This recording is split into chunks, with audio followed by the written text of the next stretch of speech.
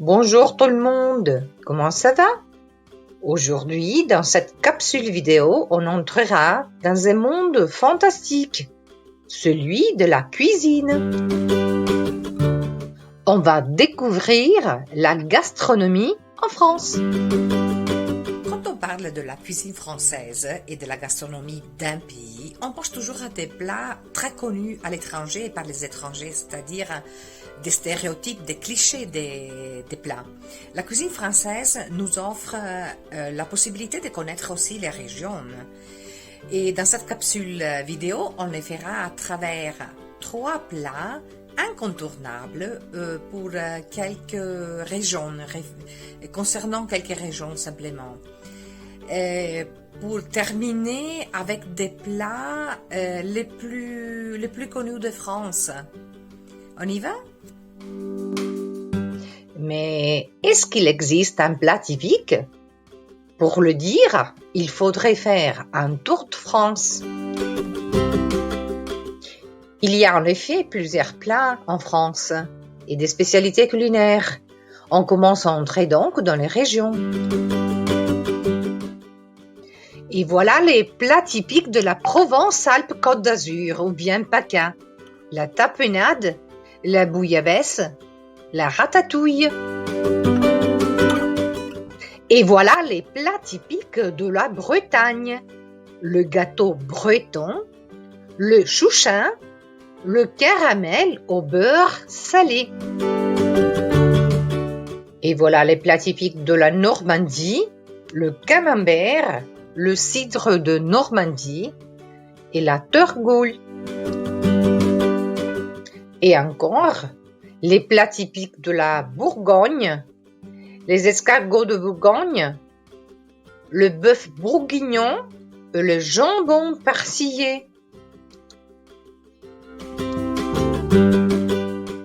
Et les plats typiques de l'Alsace, la choucroute, le pain d'épices, le Münster.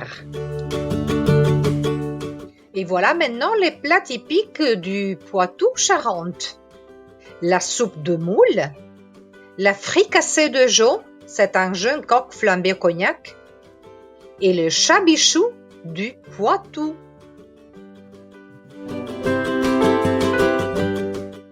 Les plats typiques de l'Aquitaine, le cannelé bordelais, l'entrecôte à la bordelaise et les chipirons à la basquaise.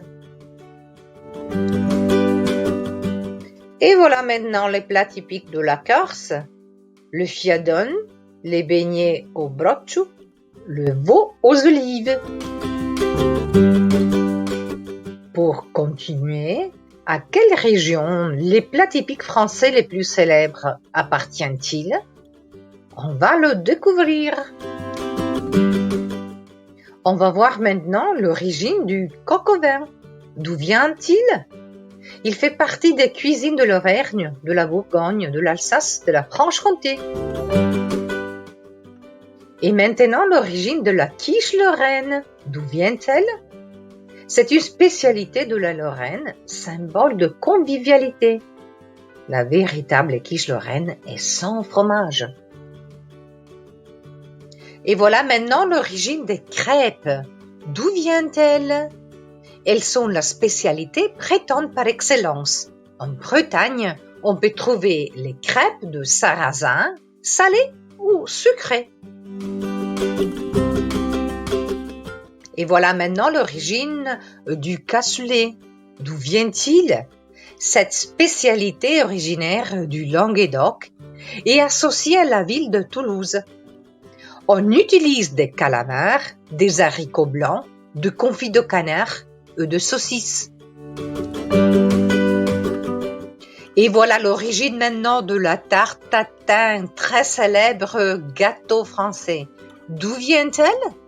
Son origine se situe dans le village de La Motte-Beuvron, à moins de 200 km Paris, et à 2 sœurs, Stéphanie et Caroline Tatin. Un gâteau renversé à cause d'une faute.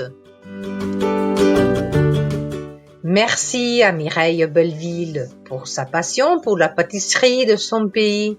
Son cheval de bataille est justement la tarte tatin. La voilà. Voilà l'origine de la fondue savoyarde. D'où vient-elle? C'est la fondue aux 3 fromages née en Suisse avec des recettes de la cuisine de la Haute-Savoie. Et l'origine des huîtres, d'où viennent-elles? C'est un plat consommé à Noël, cultivé sur les côtes françaises de l'Atlantique. On peut les consommer crus ou bien cuites avec du citron ou gratinées au fromage. Et l'origine du croque-monsieur, d'où vient-il? L'origine est incertaine, mais il est consommé partout en France avec du pain, du jambon blanc et du fromage. On peut ajouter du beurre ou bien de la béchamel. Et le croque-madame, d'où vient-il? Avec le croque-monsieur, il est diffusé partout en France. C'est le plat typique des brasseries.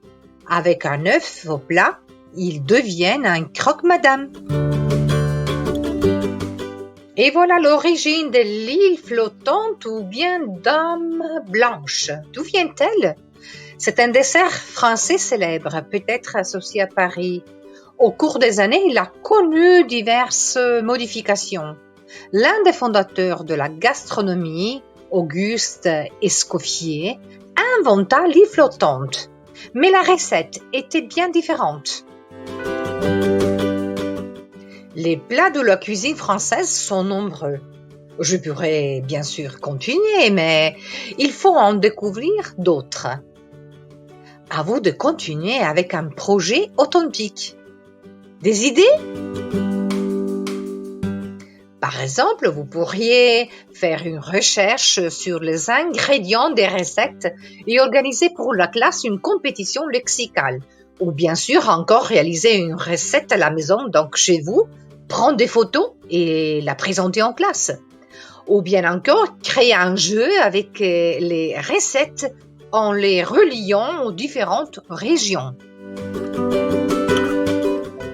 Visitez donc la page du site La gastronomie française pour compléter votre leçon ou bien votre unité didactique.